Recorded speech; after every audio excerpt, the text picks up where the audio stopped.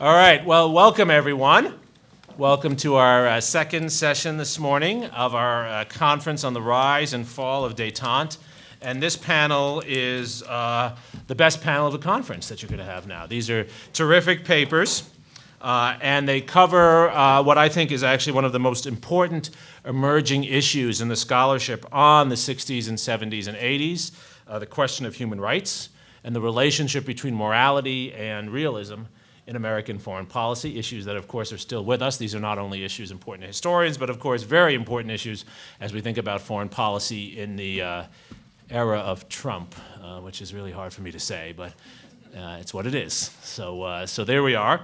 We have four really terrific papers today. I'm going to ask each of the presenters really to stick to 12, 15 minutes top if they can, because I want to say a few words about the papers, and I want us to have lots of time for discussion, because these papers really are very worthy of discussion. And I encourage you all to read them if you haven't yet. They're well worth reading, brand new research, and great use of new materials from this period.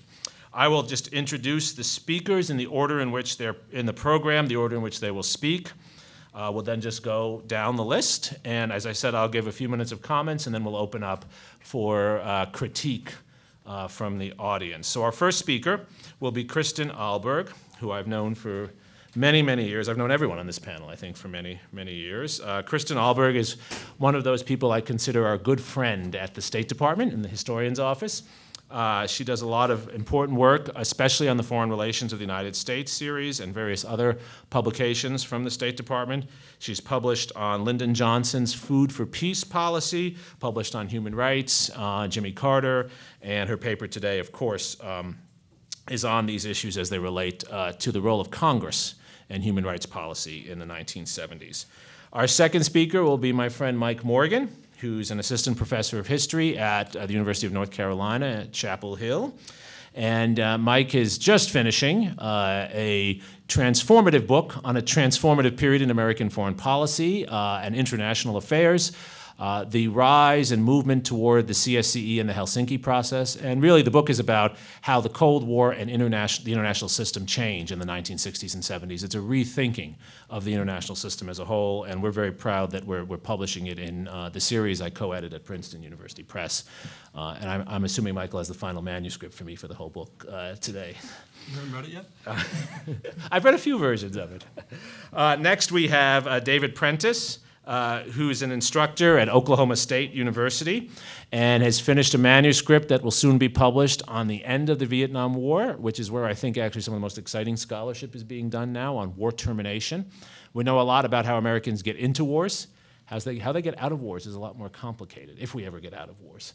And David's going to explain to us the political, economic, and strategic dimensions of ending the Vietnam War.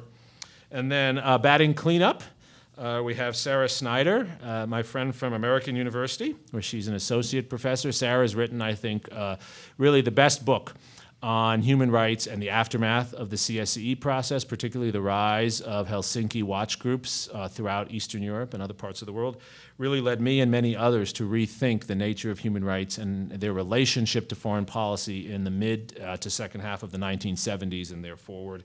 And her paper today is really an exploration of these issues in the context of American policy toward South Korea in the late 60s and early 1970s. So I will now close my mouth and let the presenters each take their 12 to 15 minutes, and I will just cut them off if we get to 15 minutes and anyone's still speaking. So Kristen, you want to go ahead? Thank you, Jeremy.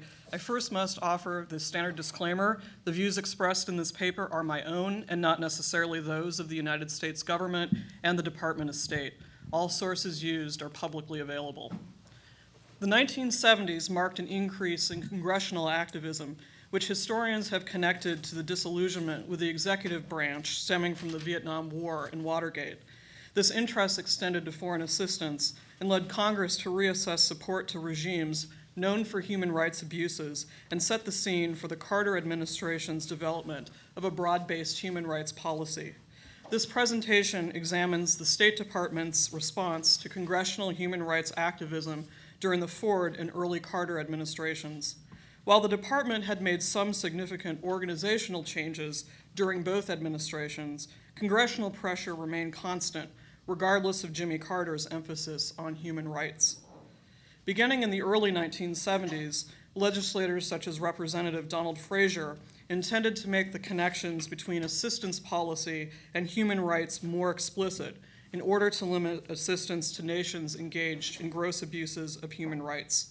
Between August 1st and December 7th, 1973, Frazier's Subcommittee on International Organizations and Movements held 15 public hearings on the international protection of human rights.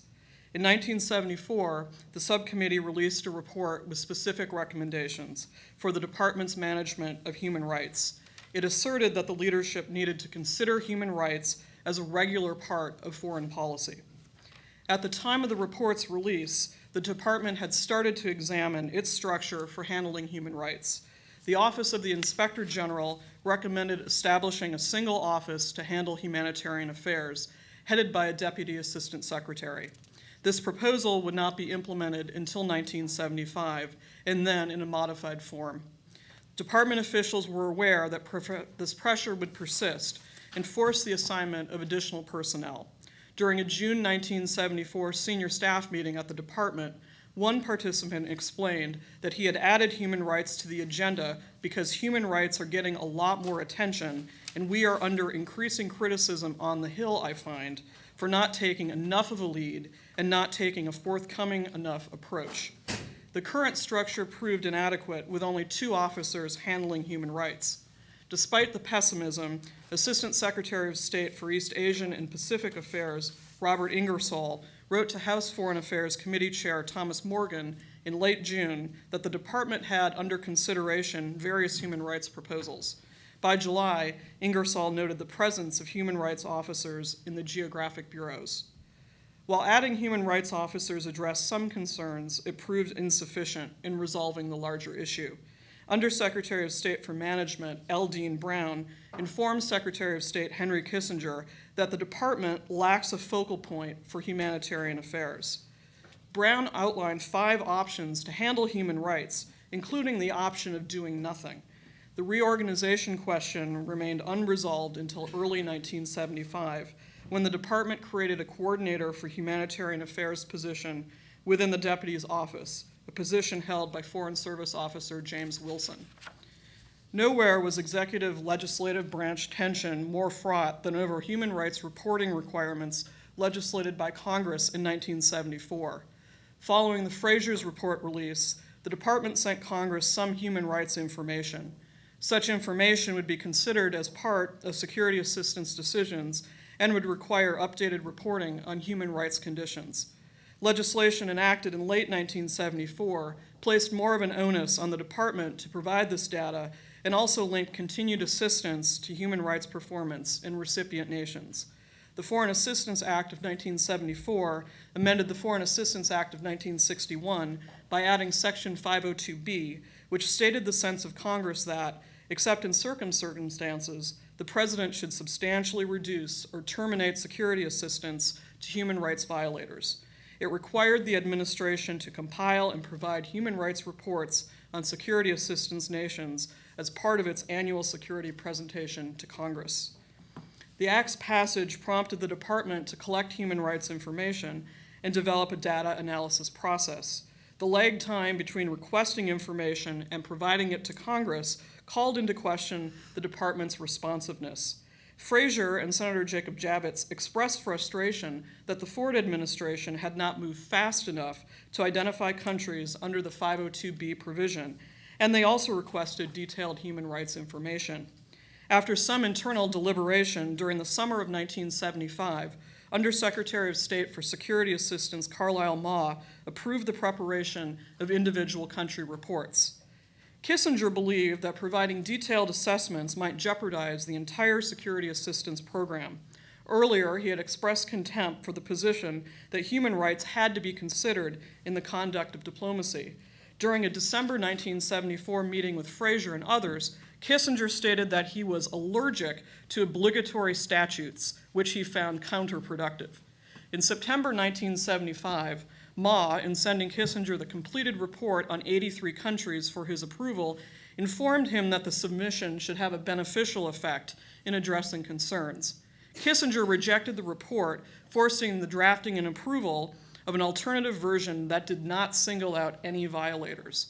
During his November 5th staff meeting, Kissinger left no room for ambiguity, asserting, "Don't talk to me about the report to Congress. I don't like that 502 to begin with. This is imposed on me. I think it is basically outrageous and a phony approach." The reports released did little to pacify Congress. During the November 13th staff meeting, Ingersoll indicated that the department was going to get hit. Kissinger interjected, "By what?" Ingersoll continued, "Fraser, Javits, Cranston are all pressing for the promised report on human rights." Added Ma, "and they want to go into the specifics of country by country," to which Kissinger responded, "Not while I'm here."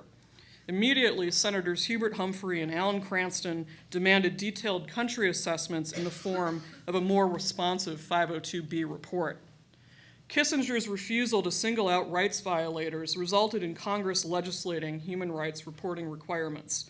The International Development and Food Assistance Act of 1975 included a provision which specified that no aid may be provided to countries engaging in a consistent pattern of gross violations unless the president reported to Congress that the assistance would directly benefit the needy, thus applying the human rights provisions of the 1974 Foreign Assistance Act to economic aid. The 1976 International Security Assistance and Arms Export Control Act formally established human rights reporting. It prohibited the extension of security assistance to rights violators except under certain conditions and outlined procedures for requesting and submitting reports and statements. Emboldened, Humphrey used the provisions to attempt to secure copies of the 1975 reports in addition to current information. In an action memorandum sent to Kissinger, Wilson summarized Humphrey's request letter, adding, "There is little doubt that Humphrey, who has played fairly with us up to now, means business in his request." Fraser and Morgan also requested similar reporting, resulting in a frantic attempt by the department to convince Fraser to accept the response then being prepared for Humphrey. The department submitted the 6 reports in classified form in late December 1976, and Humphrey's subcommittee released unclassified reports for 82 countries in March 1977. Former Governor of Georgia, Jimmy Carter, assumed office determined to elevate human rights as a key component of a foreign policy that was more responsive to a new set of global concerns. Running for president in 1976, Carter positioned himself as a Washington outsider who would restore a sense of morality to politics and pursue a foreign policy embodying values of equality, freedom, and democracy. During the first several weeks of his presidency, Carter and his advisors articulated this vision in a series of speeches and statements. Secretary of State Cyrus Vance, in response to a question at a January 1977 press conference, indicated that the administration will speak frankly about injustice at both home and abroad, adding that officials would not address every issue, but comment when it proved constructive. Carter used his addresses at the United Nations General Assembly and Notre Dame University to claim human rights as a historical birthright for the United States. As such, a foreign policy grounded in human rights proved consistent with traditional values. Rhetorical statements aside, officials had to translate rhetoric into a policy that went beyond issuing public expressions of support for human rights and speaking out against rights violators. National Security Advisor Zbigniew Brzezinski had directed NSC staff member Jessica Tuchman to figure out how to inject concern for human rights into foreign policy, not wanting human rights to become merely a slogan or a contentious issue between the executive and legislative branches. Tuchman provided an overview of relations during the previous administration, characterizing the attitude as one of disdain. Carter could take any action and it would radically improve the relationship. This included providing honest, complete, and unclassified reports and approaching the administration with strong advocates for human rights. At the department, the leadership analyzed the bureaucratic structures with an eye towards reform. In a memorandum to Vance, policy planning staff director Anthony Lake asserted that the question before the administration was one of how to promote human rights. Lake lobbied for the development of an overall strategy since the department now lacks such a strategy. He identified interim steps to give immediate substance to Carter's statements, including the creation of a human rights coordinating group directed by Deputy Secretary of State designate Warren Christopher to coordinate an overall department response to issues in the human rights area. Vance approved the establishment of this and an interagency group on human rights and foreign assistance, also chaired by Christopher, to review multilateral and bilateral foreign assistance decisions. The department's other reform activities institutionalized the Fraser Subcommittee's recommendations.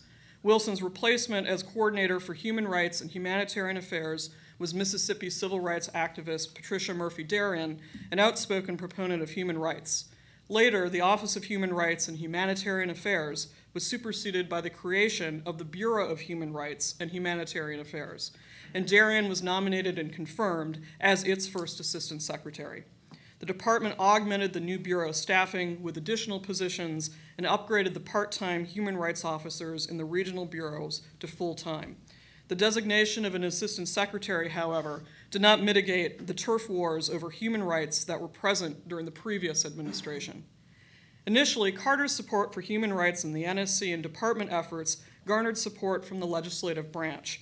While acknowledging these initiatives during a February meeting with Undersecretary of State for Security Assistance Lucy Benson, Fraser asserted that these proposals and concerns had to be institutionalized within the system, otherwise the initial momentum will be lost and the bureaucracy will return to its old habits. Benson claimed that Vance was serious, essentially because Vance was not Kissinger. Throughout the spring and summer of 1977, Fraser kept the executive branch accountable. In June, he recommended that the department find additional means of enhancing human rights reporting, including for non-military assistance nations. Despite the Carter administration's marked commitment to human rights, the executive-legislative tension returned in 1977 when Congress sought additional amendments to the Foreign Assistance Act. The International Development and Food Assistance Act of 1977 amended the act to require full and complete reporting on development assistance countries, thus requiring reports for both security and economic assistance recipients.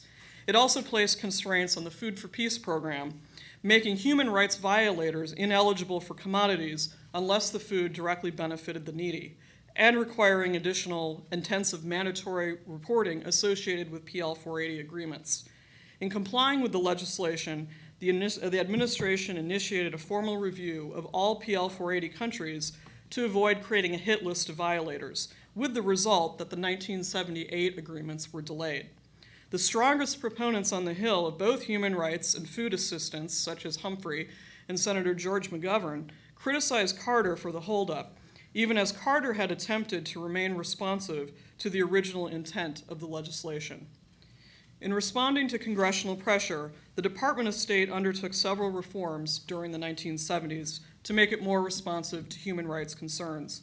The initiatives undertaken during the mid-1970s, from assigning additional personnel to devising a human rights reporting strategy, occurred despite Kissinger's intransigence and led members of Congress to expect more from the executive branch. While the Carter administration grounded its foreign policy in pursuit of human rights and undertook a more substantial organizational change, it did not lessen congressional pressure, leaving Carter administration officials in the same positions as their predecessors. Thank you. Excellent. And for the record, 14 minutes. Perfect. Perfect. Without a breath, without a single breath over those 14 minutes. I love it. Mike. Thanks, Jeremy. That's a tough act to follow. Before I start, let me beg your indulgence if I cough and sneeze a little bit while I speak. I'm fighting off still some kind of weapons-grade bug that my 2-year-old brought home from preschool last week.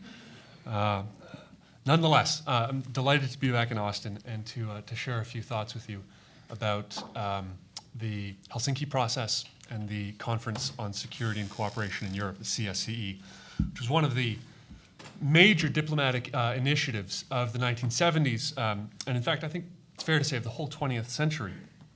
The Helsinki Final Act was signed in the summer of 1975. This is a 20,000-word diplomatic document that attempted to cover just about every aspect of international affairs, including borders, military affairs, the meaning of security, how states related to each other, international trade, environmental protections, And of course, and this is what the Final Act has become most famous for in retrospect, the meaning of human rights. The Final Act was the product of almost 3 years of heated, grinding diplomatic negotiations, first in Helsinki, then in Geneva, conducted by hundreds of diplomats from 35 countries. Every country in Europe, with the exception of Albania, plus the United States and Canada. And to understand the CSCE and the Final Act, it's essential to look at American policy through things like the FRUS volumes. But in order to make sense of American policy itself, I think we need to put it in an international context, to look not just at American motives, but also at the motives of the United States' Western European allies, and to look at the motives and approaches of the Eastern Europeans too, especially of the Soviets. And so what I'd like to do is to try to put the American story, the Western story, in this broader international context. At the CSCE, we see the collision of not just rival ideas of human rights, but rival understandings of the meaning of international order, the meaning of peace, the meaning of stability, the meaning of international legitimacy. And it's from this angle, I think, that we need to understand the place of human rights in the CSCE. Journalists, commentators often talk about the Helsinki Accords on human rights, as if human rights were the main subject of the agreement. And of course, they were vitally important to the Final Act, but we need to place them in relation to this broader concept of international order that the CSCE advances. And it's only by understanding the relationship between the idea of human rights and these broader ideas of international order that I think we can make sense of this story at all. And at the negotiations, we see the collision of rival conceptions of international order. Roughly speaking, there was a Soviet conception. This was, after all, originally a Soviet idea that emphasized stability, state sovereignty, non-interference, and the permanence of international frontiers. From the Soviet point of view, this is an attempt to lock down the international order, to give the Soviet Union and its allies some breathing room in the Cold War, and to calm down the situation in Europe and the Atlantic world. On the other side, the Western conception of order that was advanced at these negotiations was based on transformation, dynamism, a more aggressive, we might say, approach to the Cold War. Aggressive not in military terms, but in intellectual, in political, in conceptual terms. And it's here that human rights comes into the Western story. Because the Western Europeans in particular, in addition to a number of officials at the State Department, seized on the idea of human rights as a tool to advance this cause of transformation in the Cold War, of transcending the Cold War, of fighting the Cold War and pressuring the Soviets by other means. The major exception to this Western emphasis on human rights at the CSCE, of course, was the Nixon administration. And here there was a division for a long time between the position of the White House, between the position of the president and of Henry Kissinger on the one hand, and on the other hand, the position of the State Department. From Nixon and Kissinger's perspective, the CSCE was a trifle, a meaningless diplomatic exercise that wouldn't produce substantive results. This was something that the Soviets wanted, so it was best just to give it away to them, to placate Moscow in order to exchange and exchange it for concessions elsewhere. But for career officials in the State Department, for the Western Europeans, this was not something just to be traded away. This was a tool that could be used to make real progress and produce real transformation in the Cold War. So human rights featured in the CSCE in two main ways. First, it featured in a long declaration of the basic principles governing relations between states. This was called the Decalogue. There were 10 principles, and these included things like state sovereignty, territorial integrity, non-interference, self-determination. And alongside each of those very traditional principles, and on an equal footing with those traditional principles, was respect for human rights. So the final act presents this ambiguous relationship between state sovereignty on the one hand and human rights on the other. It places them in tension without resolving that tension between the prerogatives of the individual state and these universal commitments. The second way in which human rights figures in the Csce is in the famous Basket 3, the third section of the agreement, which wasn't actually about human rights per se, but about a specific subset of human rights, a specific interpretation of human rights that were related to the overall concept, but distinct from them. And this concept in Basket 3 was the freer movement of people and information. The ability of people and books, newspapers, broadcasts to cross borders. That was what was really at stake in this third basket. So there are three main points that I'd like to emphasize here, that I'd like you to take away. The first was that in these negotiations, the meaning of human rights was contested. It wasn't obvious. All of the participants, East and West alike, agreed that they liked the general idea of human rights. How could they object to it? The difficulty, though, was that the Soviets, when they spoke about human rights, of course, they meant something quite different from what the Western Europeans and the North Americans meant. The Soviets, of course, traditionally emphasized socioeconomic rights. They also began, especially after 1975, to talk about something that they described as the right to live in peace, as if there were a human right to be free from nuclear war, for example. And this is a concept that they used to advance their own ideas of disarmament. Of course, on the other hand, Western Europeans, North Americans, had their own conceptions of human rights. The second point that I would make is that ideas of human rights in these negotiations were not free-floating, but rather were tightly connected to the nature of state sovereignty and the idea of international order itself. Indeed, many of the fights in the negotiations turned on whether states had an absolute right to control what happened inside their borders and what crossed their borders.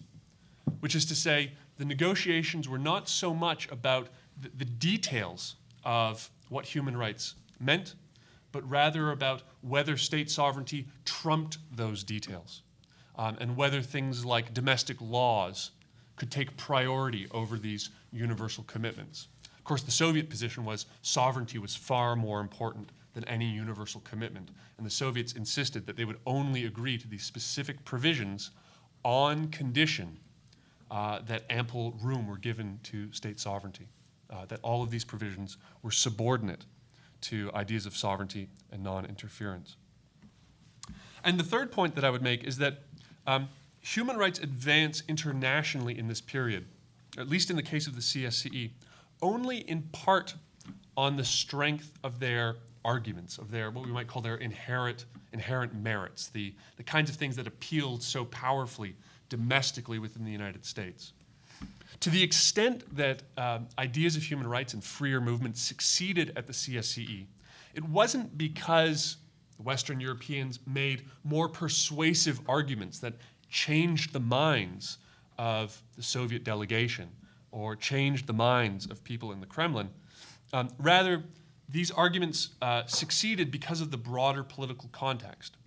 What I mean is that the Soviets eventually gave way on some of the most crucial demands that the Western Europeans made not because they bought these Western ideas about freer movement, but because they believed that they needed to get a deal, that they wanted the Csce to succeed for their own reasons, and that accepting some of these Western demands was the price that they had to pay.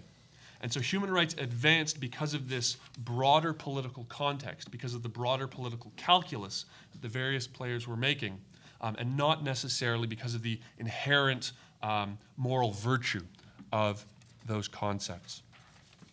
And we see these dynamics at play time and again through the various stages of the negotiations, from the initial preparatory talks in 72 to 73 that set the agenda for the negotiations, and then in the negotiations themselves from 73 to 75.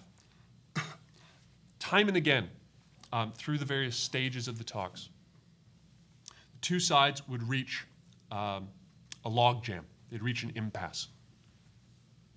The Soviets would appeal to the Nixon administration, later to the Ford administration. And in fact, Kissinger opened up a back channel to Moscow, trying to work out compromises that the Americans and the Soviets could then pass, for example, to a neutral country like the Finns, to table at the negotiations to try to break this impasse. But what ended up happening eventually is that the Western Europeans, who were always on guard about Soviet-American collaboration, they caught on to this behind-the-scenes cooperation and dug in their heels. Eventually, by the beginning of 1975, Kissinger himself began to change his mind, began to take a harder line on these questions of freer movement and human rights for a variety of reasons, but I think the most prominent of which is the backlash against détente in the United States. And so the result is that by the spring and summer of 1975, the Soviets and their allies start to make concessions. They start to accept many of the most significant Western demands. And this is despite the fact that they understand full well what the Western states are trying to achieve. They are not naive about Western objectives. To take one illustrative quotation, the Bulgarian leader Todor Zhivkov, for example, said, these Western proposals are, quote, an open and shameless attempt to exploit the European Conference for ideological subversion. So they understood full well what was going on, and they attempted to block that subversion by strong protections for state sovereignty.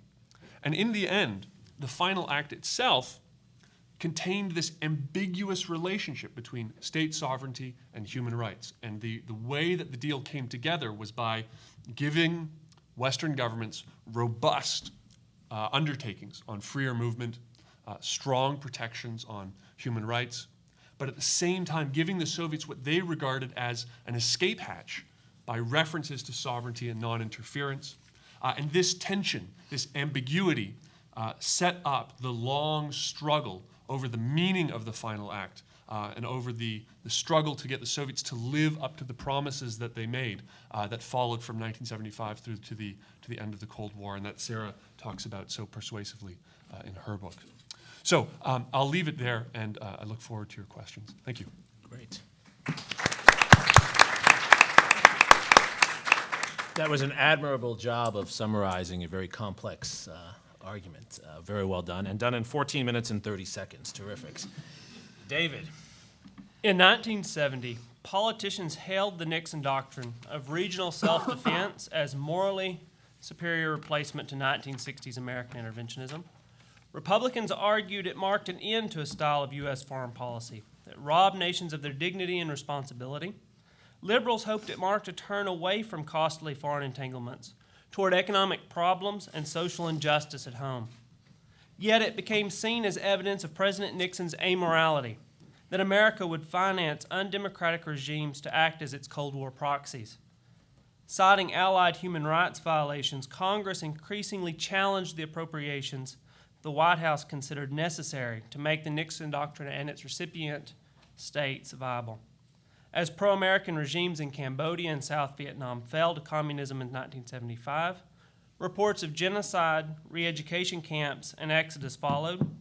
Subsequently, the right made its own demands for a just foreign policy that opposed communism's advance and backed U.S. allies. In short, I argue that the Nixon doctrine facilitated the 1970s remoralization of foreign policy on the left and the right of American politics. As our chair will attest, the entire world shook in 1968. That year's military, economic, political, and social crises hastened the rise of Détente and a new awareness of the limits of U.S. power. An alternative morality of improved East-West relations, strategic retrenchment, and renewed attention to problems at home seemed necessary. Australian officials observed the morally acceptable course in America is becoming to help those who help themselves abroad and to put one's own house in order at home. Running for president in 1968 and following the currents of American life, Richard Nixon emphasized this morality of self-help. Nixon told Republicans that next time a regional conflict occurs, we will help with our arms, we will help with our money, but it should be our objective to help them fight the enemy rather than for the United States to fight the war for them.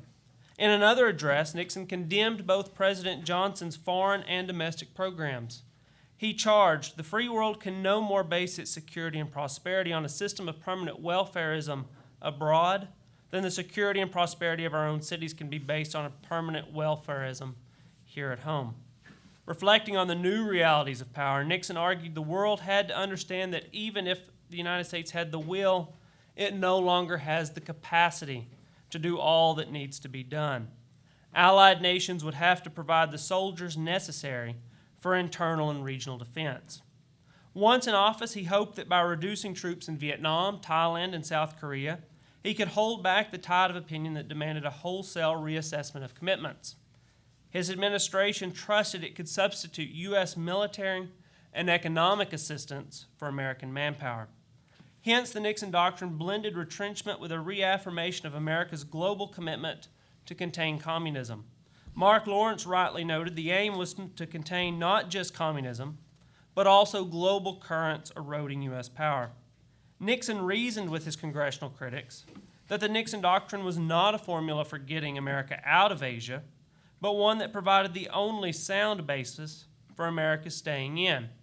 Or as Kissinger explained to Allied officials, the Nixon Doctrine represents a way in which to make the U.S. commitment tolerable to Congress and the American people. Yet the Nixon administration faced the hard reality that troop reductions alone would prove inadequate. Before 1973, fiscal and political realities at home, not human rights, most threatened the Nixon Doctrine's implementation.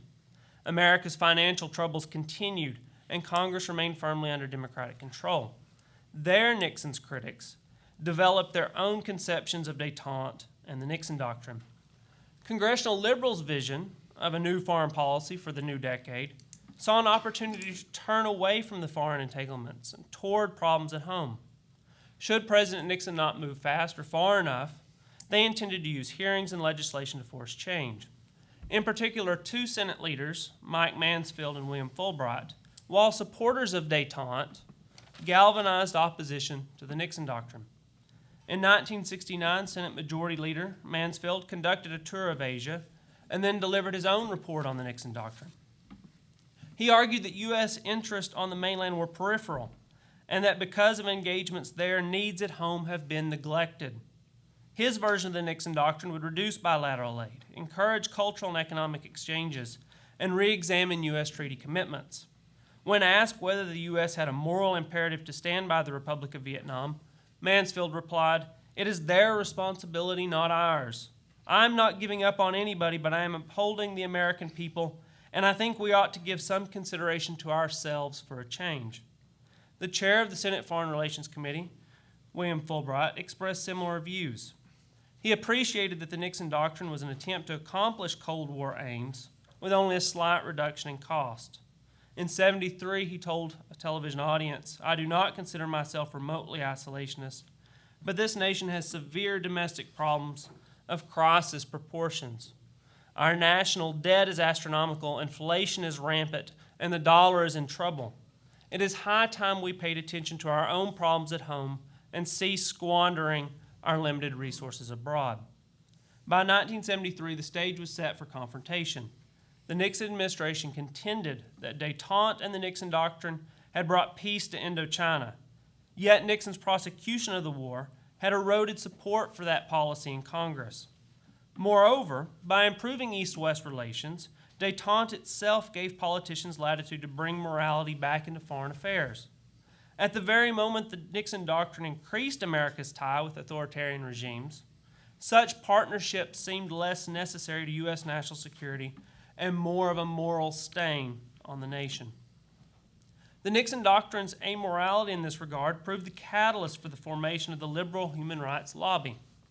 Historian Barbara Keyes noted that liberal human rights fit a new era of limited resources and distaste for intervention. But whereas the old liberal internationalists reflected strategic, economic, and domestic concerns, these men and women emphasized international standards of human rights. Non-governmental organizations like Amnesty International grew, while the news media detailed shocking cases of torture, abuse, and political imprisonment by U.S. allies. Many Americans concluded, "I'll be damned if I allow my tax dollars to torture and kill other people."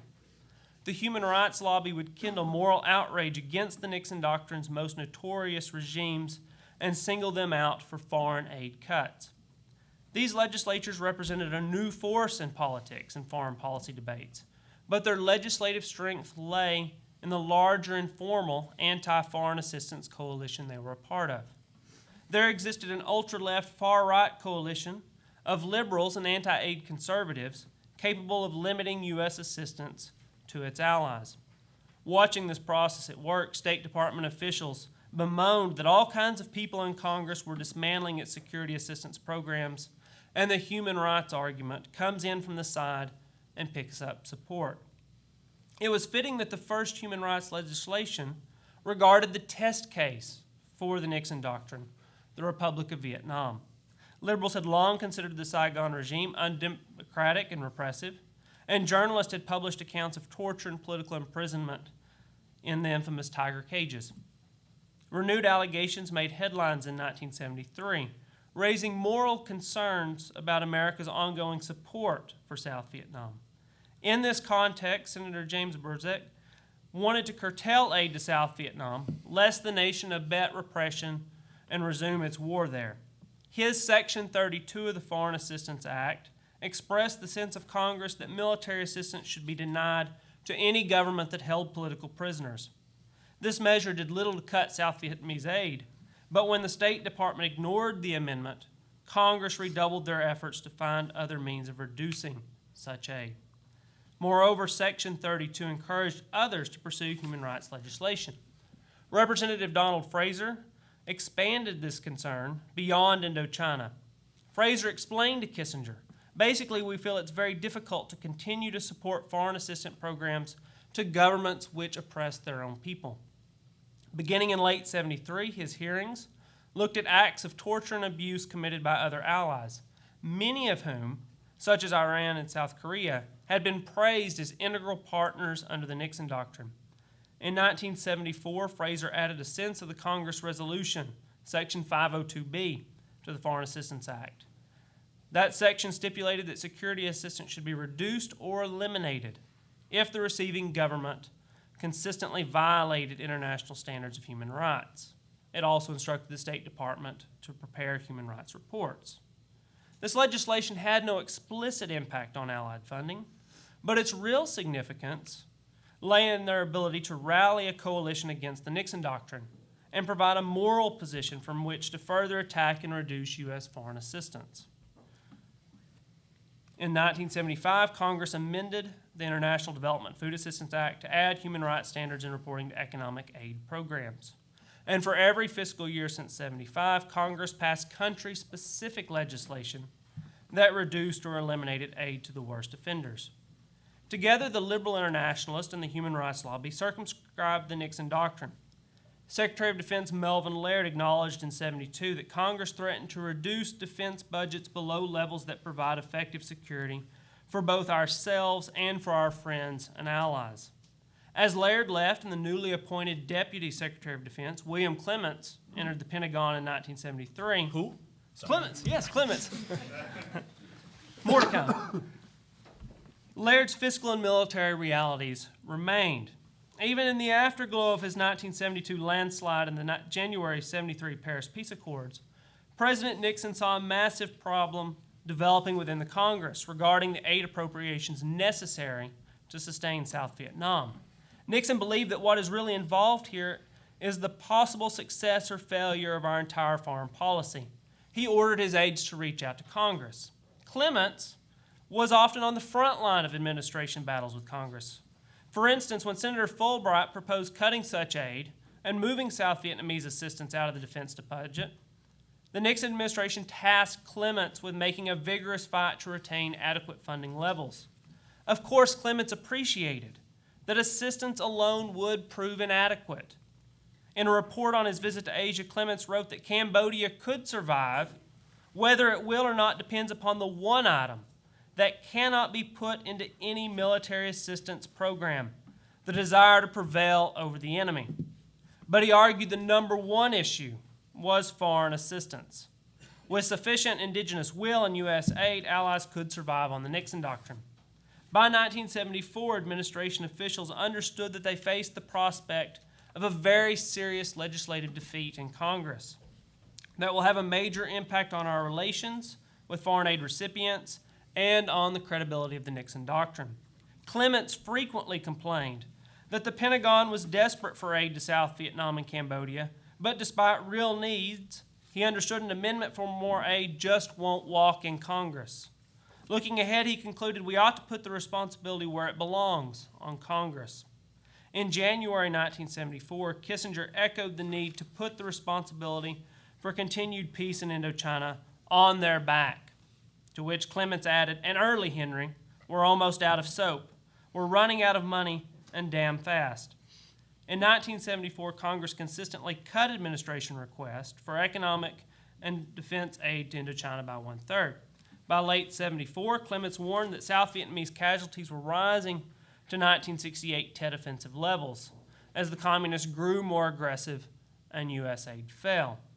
As the military situation deteriorated further, the Ford administration made one last all-or-nothing request for over $700 million in supplemental aid for South Vietnam. Belatedly trying to fight fire with fire, Kissinger began arguing that the Nixon Doctrine had created a moral commitment between the two countries and that to deny them such aid, we were condemning them.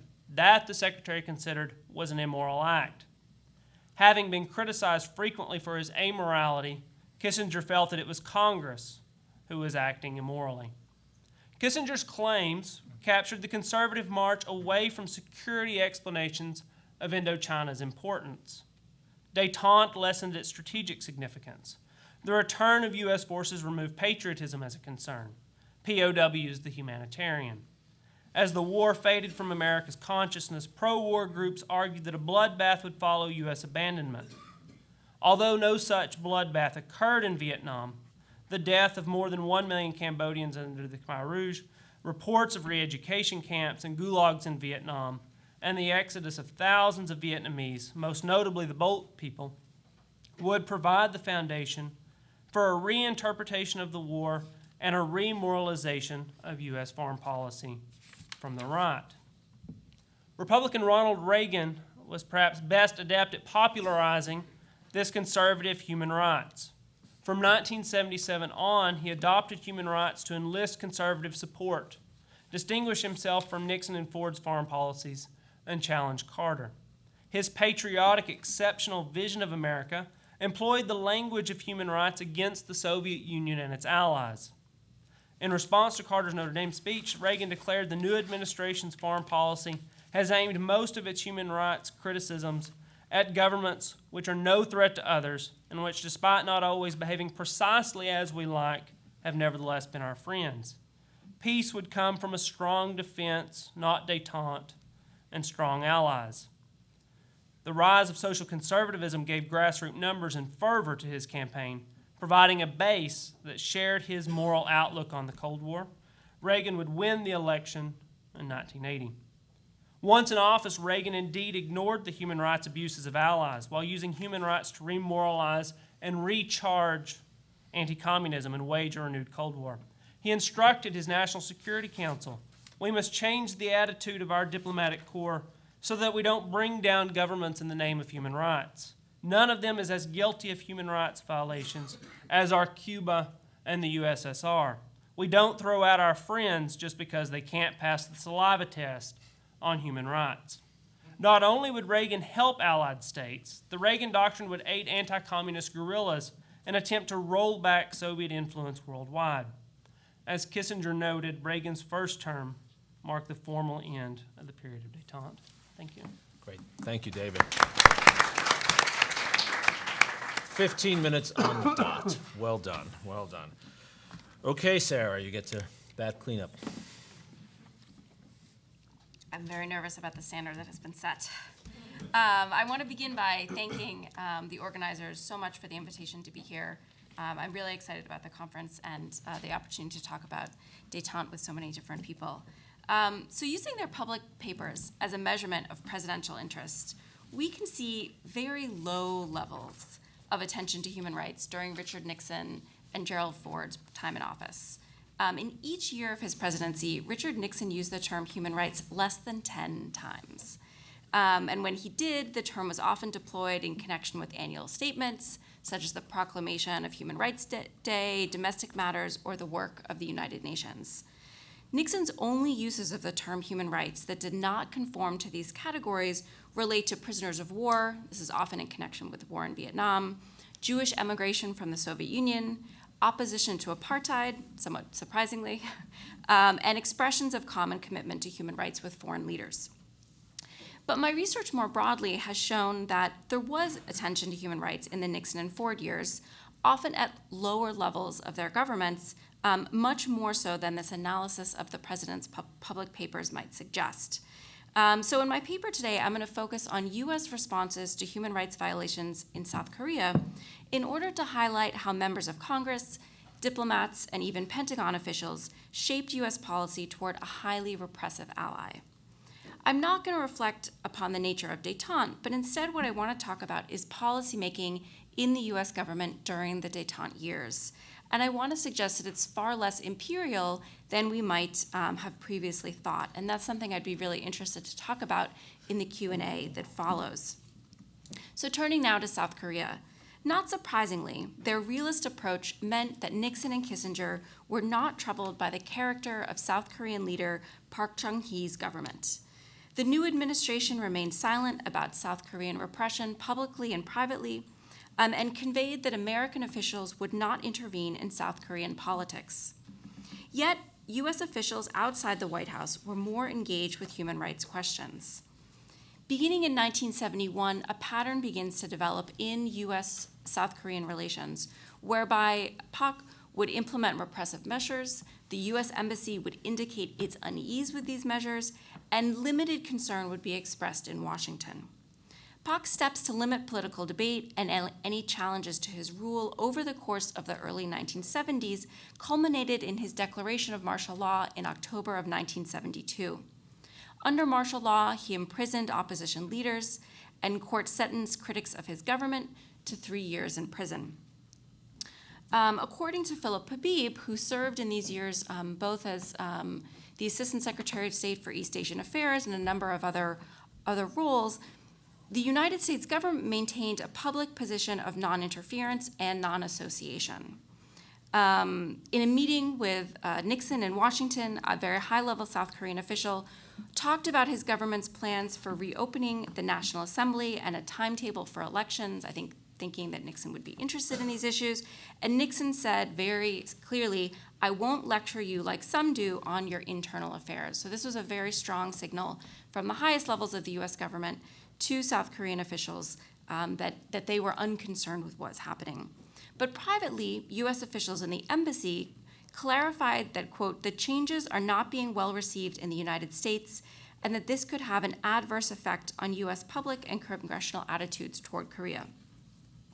And despite Nixon's declaration of non-intervention in January of that year, Park's regime's actions ultimately did precipitate U.S. involvement when on August 8, 1973, South Korean intelligence officials kidnapped opposition politician Kim Dae-jung from his hotel room in Tokyo.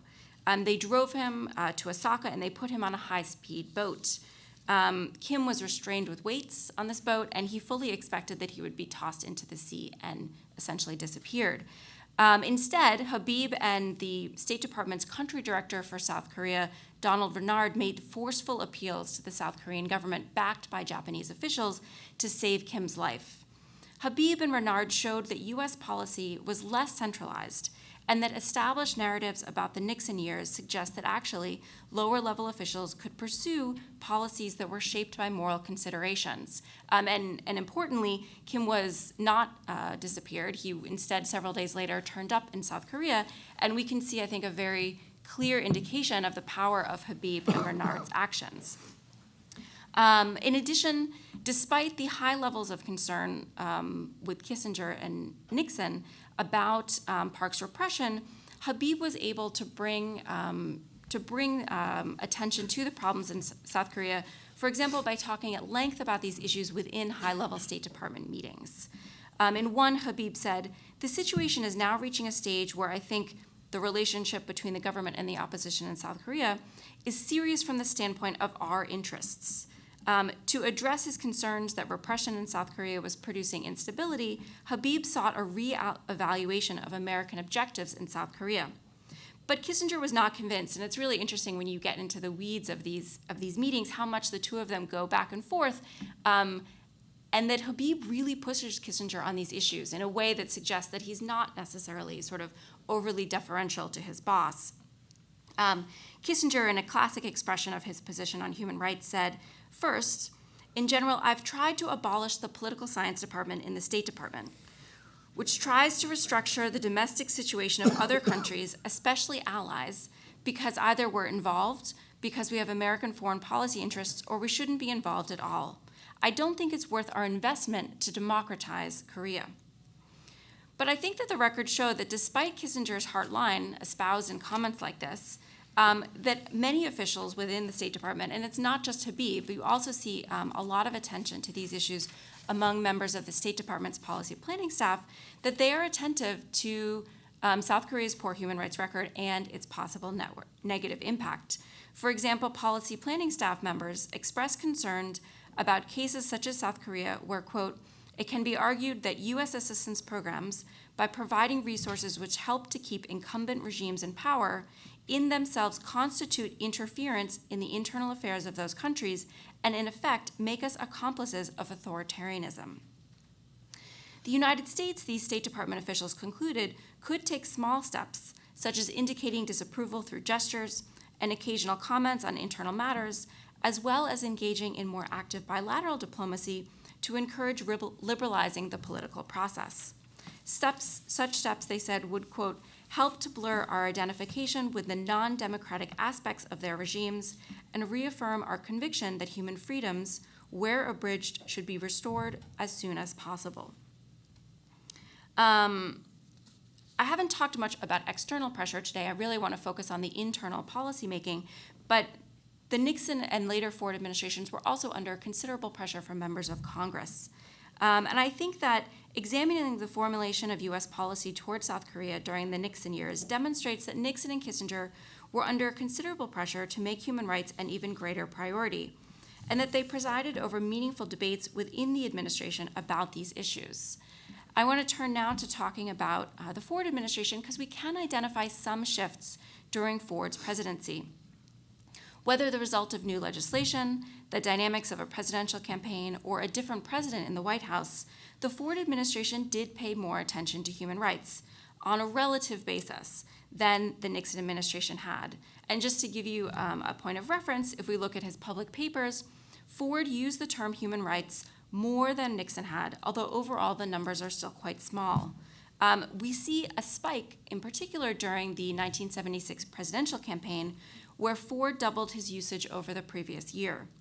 Now, in addition to using the term human rights more frequently, Ford also used it in connection with new issues, including foreign assistance, freedom of religion in the Soviet Union, and also the Conference on Security and Cooperation in Europe. Like Nixon, Ford also used the term human rights in connection with annual statements, shared commitments with foreign leaders, as well as the work of the United Nations and other international organizations.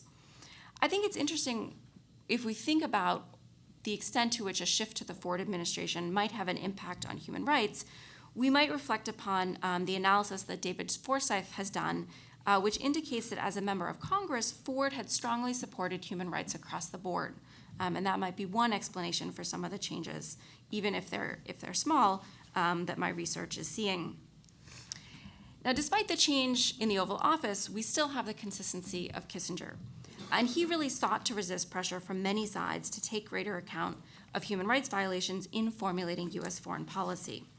And I think with respect to South Korea, we can see that the Ford administration's stance toward the South Korean leader and his human rights abuses was largely unchanged from Nixon's approach. In the words of an American diplomat who worked on East Asia in the mid-1970s, as much as possible, the Ford administration avoided confrontation over political and human rights issues, desisting from public criticism and generally relying on diplomatic and other traditional means to convey its views to the PAC government. And in fact, Ford's first foreign trip was to South Korea. And there he emphasized to PAC that he sought to build a personal relationship as well as to ensure continuity in U.S.-South Korean relations. The other side of this is that there were changes happening within Washington, and most notably on August 30th, 1976, Kissinger wrote to the Korean ambassador in Washington to express concern about restrictions on the rights of Korean citizens. Earlier that month, Kissinger had declared that America cannot be true to its heritage unless it stands with those who strive for freedom and human dignity. And I think that this may suggest that his letter represented a new approach. But I think more broadly, there's evidence that suggests that little had changed in Kissinger's commitment to non-intervention, because he argued internally that the United States was not overly concerned with South Korea's human rights record, saying, "We are not in Korea because of the practice of the Korean government, but because of the importance that Korea has for the stability of Northeast Asia. Therefore, we have to balance our security necessities against some of the feelings with respect to certain governmental practices." Now, despite what we may see as consistency with Kissinger, despite this single letter, members of Congress, and this is something that some of the other papers have touched on, were increasingly threatened to reduce military assistance to governments that abuse the human rights of their citizens, and we can particularly see this with South Korea. The State Department was concerned about the threat that congressional cuts might present to them, and therefore they sent telegrams to Seoul trying to get U.S. officials there to raise concerns about the threat that these human rights violations pose to bilateral relations. In 1974, there was a series of hearings that offered a sustained examination of South Korean human rights violations, which led members of Congress, such as Fraser, to support limiting military aid. And the legislation that passed limited South Korea to $145 million in assistance, as opposed to the $253 million that the Ford administration had sought. In the aftermath of Congress's successful efforts to curb military assistance to South Korea, officials in the State Department reflected on U.S. policy. And Habib argued that the United States should approach PAC because Fraser, quote, might try to end the military assistance program or even to cut U.S. forces there, which was seen as potentially the greatest threat to U.S. interests. And policy planning staff head Winston Lord echoed him by warning that the human rights problem could erode South Korean domestic cohesion. In the end, facing pressure from two of his principal aides, Kissinger said that he was not opposed to a telegram.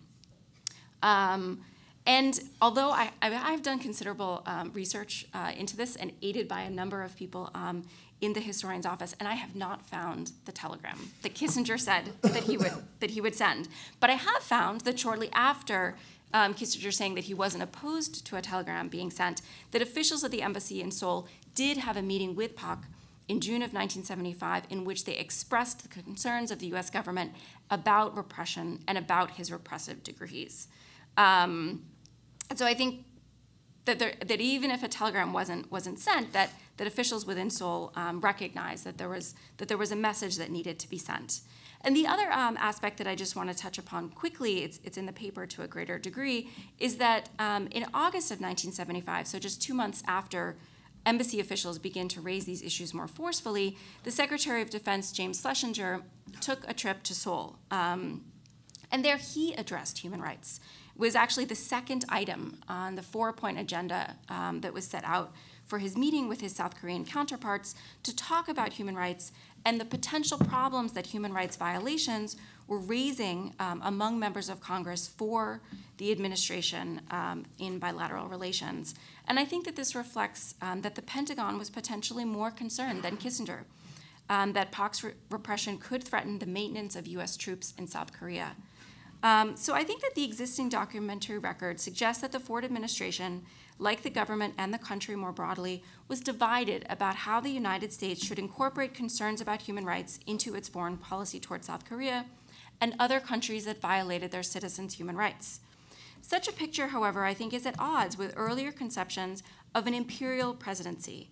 And I think that my research, when it comes out, when the book comes out, will suggest that lower level and non-state actors had greater influence than has often been acknowledged. In the case of attention to human rights in US foreign policy, these actors achieved one, congressional legislation that curbed military and economic assistance to repressive governments. They established institutions to monitor human rights around the world, that Kristen has talked about this morning, and I think they really shifted the patterns of US foreign policy making for years to come.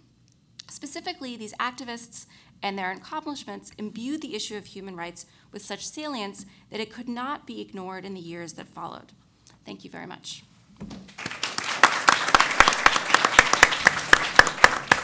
Well, I think what we had here is a model panel in the quality of the research, the articulation of the arguments, and the timeliness and concision of the presentation. So thank you. I should have begun by thanking the Clements Center and all of the people who worked so hard, the staff at the Clements Center, which is truly terrific, the director, my friend Will Imboden, my colleague and friend Mark Lawrence, and Jeff Connor, my long-suffering student, who's finishing his dissertation conclusion right now as we sit here. It's actually amazing how much you've been able to put together while dealing with a tyrannical dissertation supervisor. So good work. Yeah, and you notice the smile on my face when I say that. I just want to put out three sort of framing ways of trying to think about how these papers and many of the other papers, which I've been fortunate enough to read for the conference, raise issues and how we can talk about them together. This is just for the sense of trying to organize the discussion a little bit, and then we'll have plenty of time, I hope, for Q&A. It seems to me there are three areas or three ways we can think about the issues on the table throughout the day today. These are not necessarily new ways of thinking about it, but I think these are axes for our discussion. First is the question of agency. Who actually drove policy? One of the really exciting parts of the scholarship on the 1970s, I think, and many people in the room, Salim, Dan, and others have contributed to this. Many others, Joe and Kazushi and Clay, are going to be contributing to this. Many on this panel have contributed to it. One of the exciting things about the scholarship on the 1970s is that it raises questions about agency in the international system. Many of the dominant actors from the early Cold War no longer seem as dominant, or perhaps their dominance is different. Even within the US government, this is true. And I think one of the interesting tensions, or really not tensions, one of the interesting sets of colors we're seeing from different presentations, different parts of the painting being painted by different writers here, are the different kinds of agents, and a question of who has predominance or who is actually driving decision-making. So for Kristen and David, Congress comes forward. And one of the major contributions of their work is to add to emerging work on the importance of Congress in the 1970s. You could argue this is sort of like the moment after the Civil War when Congress steps forward to play a major role in driving U.S. policy. Mike, on the other hand, has a set of international actors, particularly the Soviet Union, that are absolutely central to his story, not just of Soviet policy, but of American policy. And Sarah, I think, very convincingly makes the case that many Foreign Service officers, long-suffering Foreign Service officers under Henry Kissinger, actually, in the end, have a great deal of influence. Philip Habib, who seems to show up everywhere for about the next 20 years, is in some ways the hero of this story. Sarah didn't go into this in great depth, but Kim Jae-jung will credit Philip Habib and others for saving his life. Later on when he wins the Nobel Prize. That was not Henry Kissinger who did it. It was the American ambassador. And in fact, people we often don't know, like State Department Director for South Korea, Donald Renard.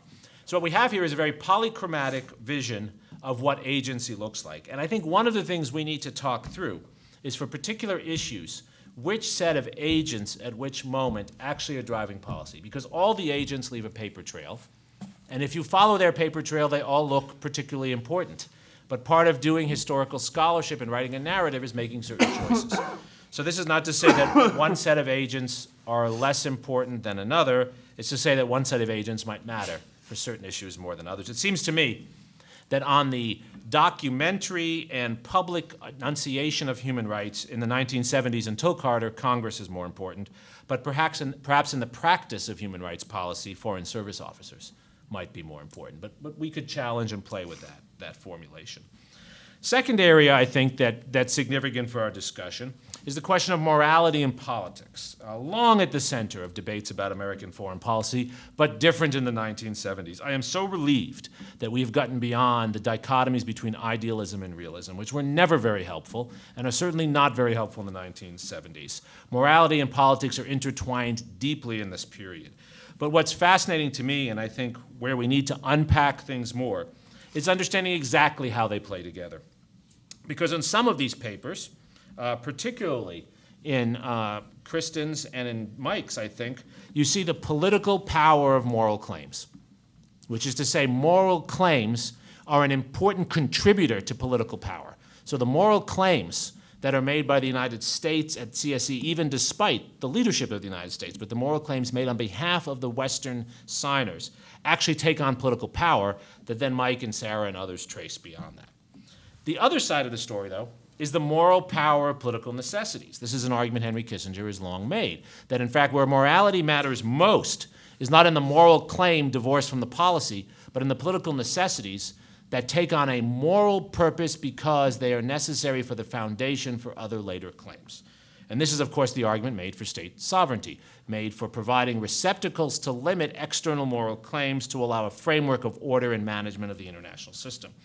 That tension is front and center in each of these papers. It's flagged, but I think we as scholars have a lot more to do in unpacking that. How does it really play out? How do we think about means and ends in this sense? It's fundamental to strategy, and it's where I think all these papers are pushing, but it's where there's a lot more to be discussed, it seems to me. Third and finally, what is détente? It's in the title of the conference.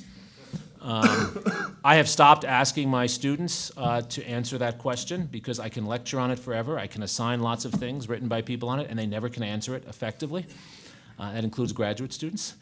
So I've stopped asking that question, but I think it is a central question. What was détente? We do a much better job in this conference and as historians in general of describing the rise of détente than we do actually in describing the fall. You could argue, in fact, that part of the story here in these papers is that détente did not fall when we thought it fell. Mike's paper makes a very strong argument that détente is alive and well in Mikhail Gorbachev's thinking about a common European home. Sarah makes the case that détente is alive and well in the changes in South Korea that occurred because of these détente relationships, perhaps despite American leadership. You could make the same argument with Kristen and David in the changing nature of political discussion about foreign policy and the ways in which Reagan and Carter both flip on the Csce once they're in power. They both oppose it until they come into power, and then they both support it once they're in power, and they both use it once they're in power. So really understanding what détente is something we should probably address straight on. And I'll put out just one way of thinking about it, different, perhaps disagreeing with what I've written elsewhere, which is that these papers lead us to think that détente is fundamentally, and I think this is in line, by the way, with what Dan argues in his book, that détente is about a shift in agency in the international system that actually makes certain actors less important than they had been before. This is part of Sarah's point about the diminishment of the imperial presidency in a certain way. And it's also not about a remoralization of politics per se, but about a moral questioning of traditional political claims and political justifications for power. A questioning of those claims that doesn't go away, in fact, simply because the makers of policy go away, but that carries on beyond that. Now, that doesn't have to be our final conclusion on this, but I think it opens a door for us to talk about these issues. I think this is deeply relevant for today. All these issues, the role of Congress, the role of foreign service officers, the role of morality in foreign policy, the nature of claims in the international system. Nothing could be more important for us to talk about as historians to ground the way we think about policy in this moment of uncertainty. Nothing could be more important than talking about these things. So I will stop talking now and play the role of traffic cop. Please just raise your hand. We've got about, I'm told we can go till 12:10, so we have about 20 minutes or so. And yes, Todd, and then, I don't know, what's your name? Mitch. Mitch. So we'll do Todd and Mitch first. We'll take two in a row right now. Great, thanks, Jeremy. Todd Bennett from East Carolina University. Thank you, really fantastic panel. And this one question is, I guess this is a question posed as a comment, or vice versa. To what extent is human rights, the emergence of human rights in American foreign policy, a question of historical memory or the lack thereof? And what I mean is that I kind of go back to the Christmas bombing in December 1972, and if you go back and look at USIA polls conducted in the immediate aftermath, they showed that the perception of the United States abroad had arguably hit rock bottom after the Christmas bombing of 1972. And so I wonder then that with that historical past, immediate past in mind, that there's a recollection of that that tries to recapture the moral foundation of U.S. foreign policy that harkens back to the founding of this nation. But then over time, there's a forgetfulness that sets in, perhaps, that leads to the weaponization of human rights, but that harkens back to the foundation of U.S. foreign policy traditionally, which is a question of historical memory. So maybe that's not a factor at all, but I wonder. Great question. So historical memory, and I love that phrase, the weaponization of human rights, to talk about an oxymoron. Mitch, let's get your question on the table too. It's actually very connected to this. Oh, okay, perfect. Good job. I think so my question is really this. I think the United States, as well as our Western allies, had gone through some moral changes in their domestic worlds, or their own views. We had gone through a civil rights process in the 60s. We had gone through worrying about rights for women and other folks that we never. So that there was sort of your point about agency was now politically Right. valuable to do these things. Western Europe had gone through their decolonialization process and sort of the morality of all that. So my question, which is following up with my other colleagues, is how did all of that inform this process, that we were going through in that period? Great. So we have the questions of memory and domestic change on the table. Do we just want to go down the table? You want to say something, Kristen, first? You don't have to, but you can. I will defer. You'll defer. Okay. Mike. I think the point about historical memory is central to this story, actually. And if we ask the question, why do human rights emerge as such an important part of international discussions of morality, of order, and so on in the 1970s in particular? What is it about the 1970s? Why not the 1960s? Why not the 1980s? And I think changes in historical memory have a lot to do with that story. So I would point to the memory of war, not the Vietnam War, but the Second World War.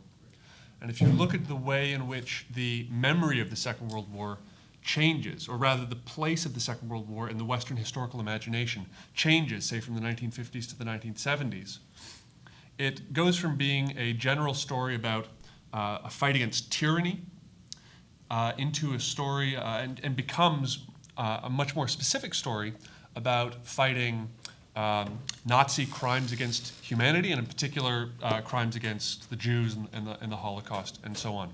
And it's really only in the late 1960s into the 1970s, for example, that the Holocaust enters American and Western historical consciousness and the imagination of the meaning of the 20th century. Before that, it really doesn't have a central place at all. And so this transformation of the memory of the Second World War, the emergence of the Holocaust as a moral category, as a historical event, I think those things are intimately connected to the rise of human rights in the 1970s. Great. Sarah? Let's start with Todd's question. I think that the historical memory of Vietnam is is relevant. Well, I would want to draw a contrast, I guess, between the Carter administration and the Reagan administration. And we can see as the Carter campaign and then the early Carter administration is sort of formulating its ideas about human rights, that Brzezinski is definitely talking about human rights as a way to regain moral authority for the United States internationally. People talk a lot about its sort of domestic political origins, but this is a way to change the role of the United States internationally. Yes. But I think that, and this is something that was touched on as well, but Reagan, I don't think, feels like we have to feel guilty about Vietnam. And so I think that's part of why he is so comfortable in using human rights as a weapon or a tool in his battle with the Soviet Union and the Cold War more broadly. So I do think it's about what memories exist in terms of thinking about that question. And then in terms of the question about how social movements in the 1960s affected human rights, I think that they were enormously influential. One part is about the rhetoric. I have a case study in my book project about Rhodesia, and there are a number of not just activists, but high-level people within the U.S. government, people like Arthur Goldberg, who's the U.S. ambassador to the UN, who's saying, we can't have a double standard. We can't say we're for civil rights at home, but we don't care about racial discrimination in places like Rhodesia. So I think it matters in terms of the rhetoric. I think it matters in terms of the personnel. If you look at, in the 1960s and the early 1970s, people who identify as human rights activists are almost non-existent. But there is a very small group of people, mostly located in New York, and by and large, you have, say, the board of directors of the NAACP. A number of those people are also becoming involved in Amnesty International, and they're also involved in Freedom House. And so I think that there are and I think the third way in which they're quite important is that there's an increasing questioning of the U.S. government and an increasing push that there should be greater involvement of sort of broader networks of people in policy making. And so for me, those social movements are important in a number of ways. Great. David? I think doing this paper has probably forced me to think about what you raised, Todd, historical memory, in a way that I had probably not given it sufficient attention before. And I think you're right to point us to, in the case of Vietnam, the 72 Christmas bombing, but also Linebacker 1 that precedes that, and the images of that young girl and the napalm that are etched on, for a moment, American consciousness about, well, what are our ends and means in Vietnam, and why are we there, and the cost of it. But as time elapsed, those images get displaced, at least on the right, by a new narrative of Ronald Reagan and others that say, no, it was a just war. And so the cost and the reasons why America left Vietnam, whether you want to look at the moral, the financial, or the political and social cost, those things get forgotten, and the right is able to rebuild the narrative and repackage it and say, no, it was a just war, we were right in what we were doing, and then reshape America's historical memory. And that's an issue, I think I only gave half a paragraph to it not in the prepared remarks, but the paper itself. But there's something deep there, and I think you're onto something. Great. Very, very helpful. Okay, let's get your hands up. I'll get you on the list. Joe, I had next, and then I'll come to this gentleman here. Go ahead, Joe. Yeah, so fantastic. So I actually have two questions. Let's see, I'm going to hand this to you to get on the. Okay, they're going to be two brief questions, right, Joe? Two brief questions, and they're somewhat related, and I'm Joe Parrott. I'm at Yale right now. So when I was reading through the papers and doing my own work, one of the things I was struck by is how present Congress is in all of them. And it's obvious, but I was impressed by the extent to which Congress was dealing with American foreign policy in almost every aspect, every geographic aspect, every kind of cause. And it led me to wonder, how can we understand the role of Congress in making foreign policy during this period, especially beyond the kind of obvious power to fund the executive? What is Congress's role in changing the way that the executive approaches foreign policy? And two, to kind of continue our conversation about how FRUS is put together, has there been a change in the process of compiling FRUS volumes to recognize these new agents like the Congress that are playing a greater role in foreign policy making in the 1970s and beyond? Great. I think this gentleman was, what's your name, sir? Russ Trowbridge. Hi, Russ.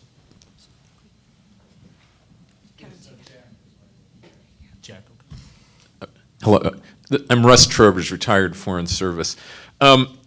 Jeremy, the way you laid out the issues, moral claims and political power, and moral power of political necessity seems to be conflicting during this period, and I'd like to get some views on this. On one hand, you have the CSCE, which clearly is the moral claims leading to political power.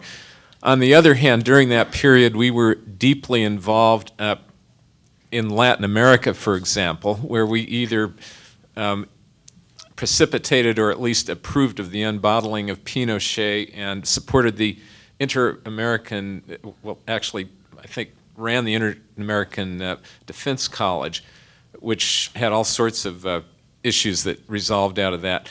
The question is, it seems to me that the second certainly undermines the first on this, and would sort of encourage Russia, or Soviet Union, for example, to say, hey, if the United States can get involved in Latin America, we can certainly invade Afghanistan if we need to do that. I'd like to get your views on how that all comes together during that period. Great. And then let's get Jack's question in as well. We'll do another round after this. Jack is back there, right? Yeah.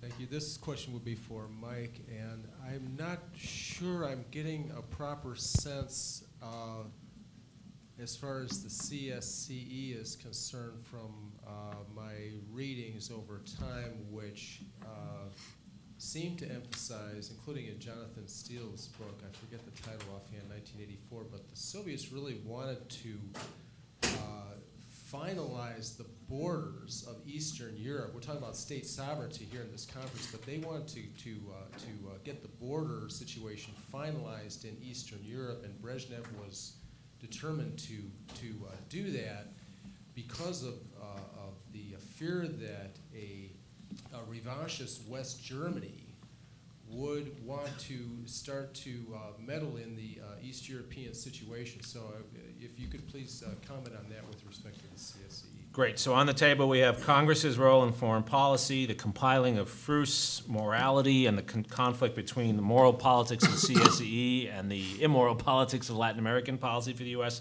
And then we have Soviet borders in Eastern Europe from Jack. Kristen, you want to go? Okay, I will take the FRUS question. The majority of us currently in the office were trained in graduate programs in the late 1990s and 2000s. So we're coming to our work in the office where we're fully cognizant of new forms of scholarship, of soft power, of other forms of relationships, and I think that this has definitely influenced the way in which we approach the compiling of the Foreign Relations series in terms of the background readings that we do, and also our ability to look at sources that our past colleagues might not have considered fruitful for the Foreign Relations series.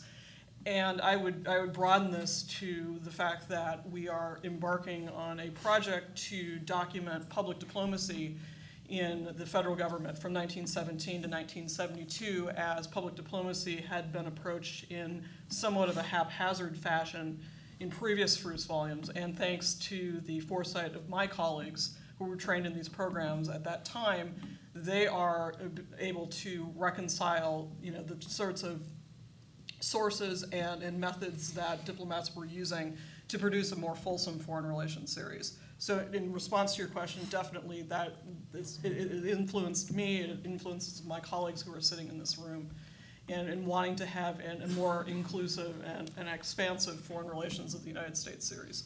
And I think I share the opinion many in the room do, that you've already done that to some extent. I mean, some of the newer volumes really go much broader. I mean, in fact, going all the way back to that first Foundations Nixon volume you did, really went beyond the more traditional focus on diplomatic cables to really providing a more intellectual and cultural understanding of policy. So kudos for that.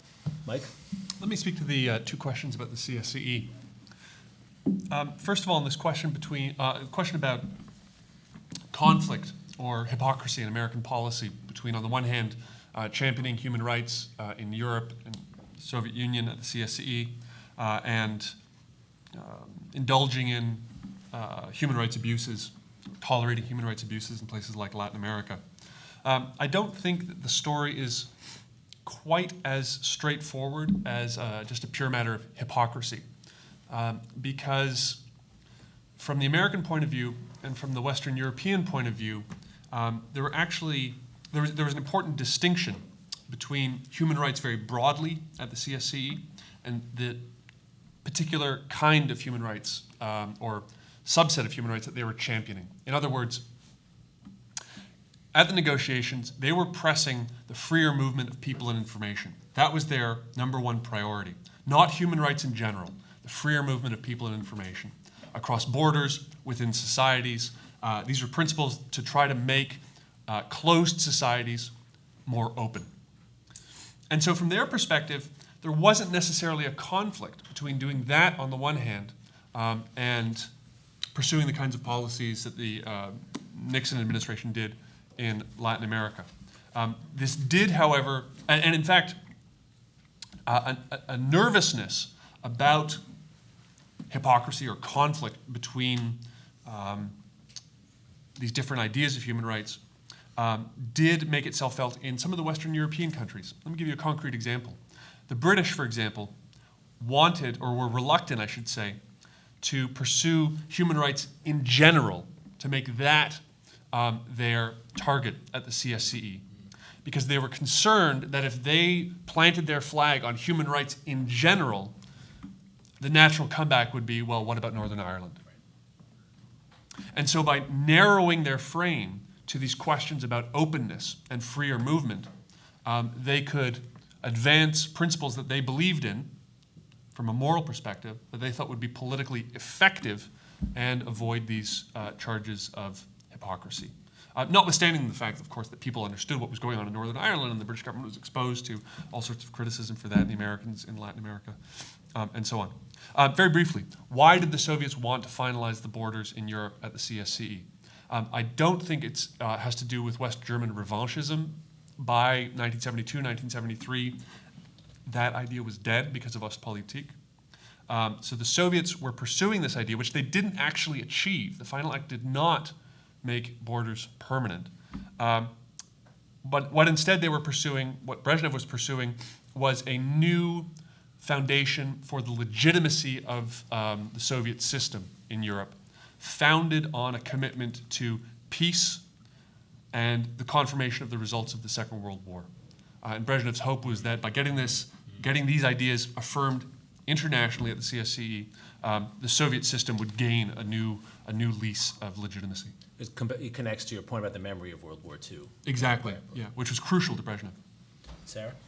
I'll take the question about Congress and foreign policymaking and use it to talk about some of the challenges in bringing Congress, members of Congress, their staffs into our research, because the record keeping is very uneven.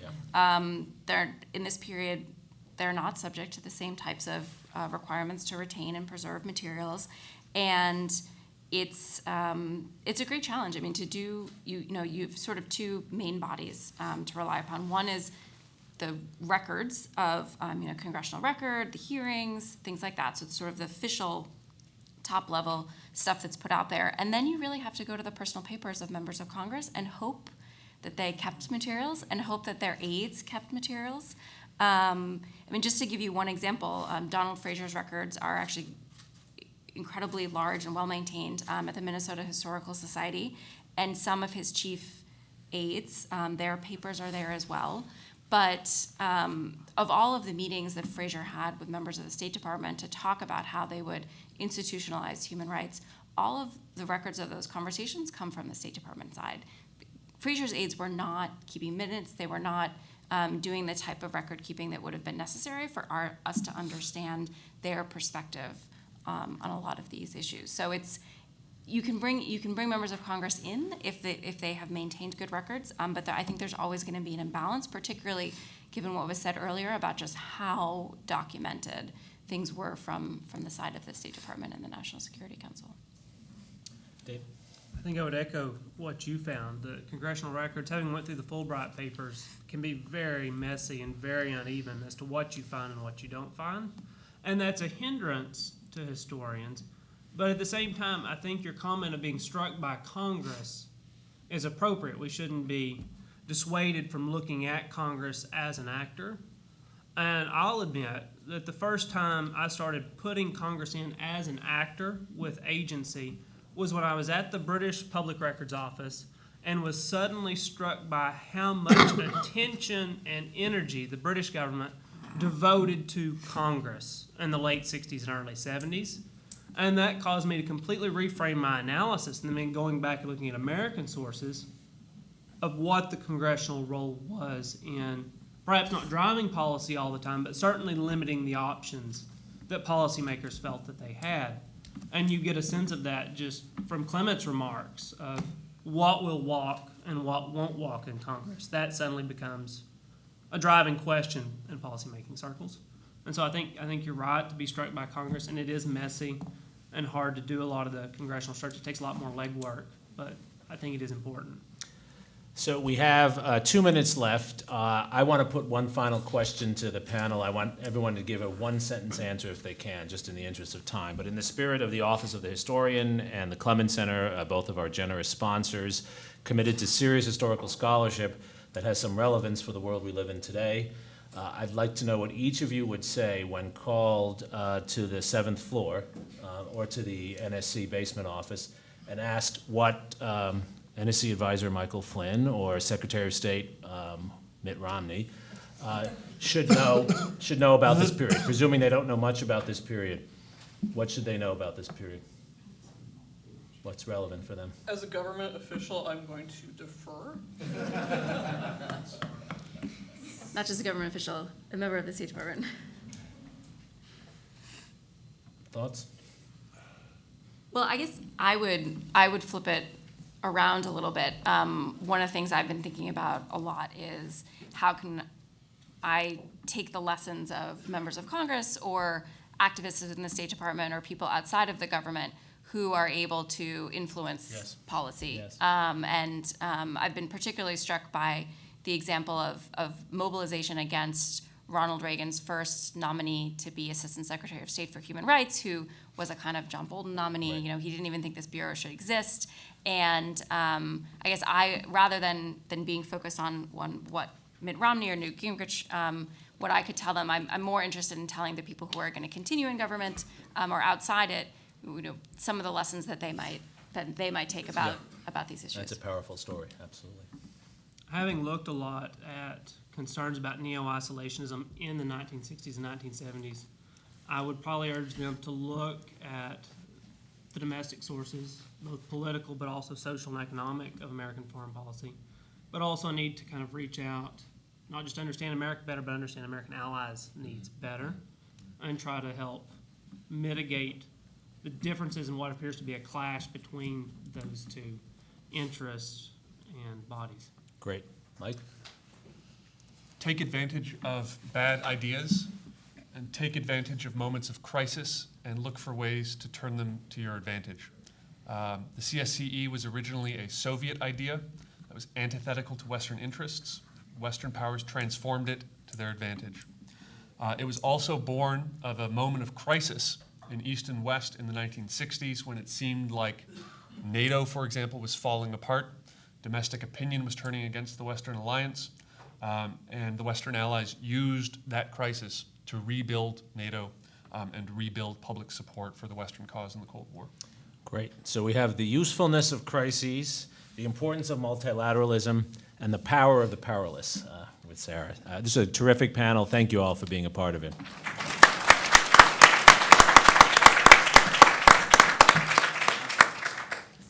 There's lunch, I really right? liked your